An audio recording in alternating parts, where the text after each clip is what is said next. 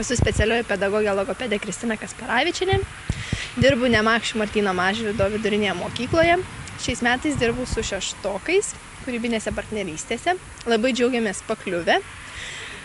Ir kūrybinės partnerystės tai yra puikia galimybė tobulėti ne tik mokiniams, mokytojams, bet ir visai mokyklos bendruomeniai.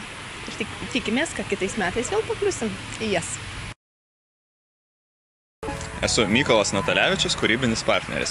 Dirbu dviejose mokyklose – Nemakščių ir Kapčiamiesčio mokykloje.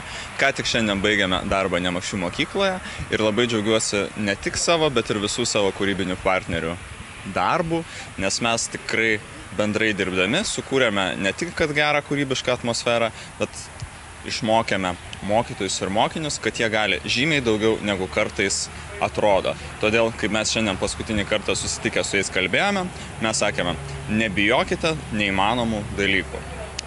Neįmanomi dalykai kartu dirbant sistemingai tampa įmanomi.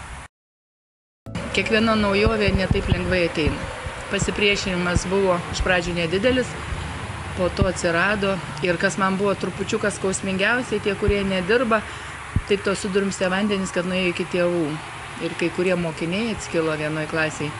Ir po to reikia tikrai daug stengtis, kad paaiškinti svarbą. Ir aš šiandien irgi norėjau pasakyti, nauda ne iš karto užčiuopame, nauda ateis kitais metais, ateis galbūt po mėnesio arba rudenį.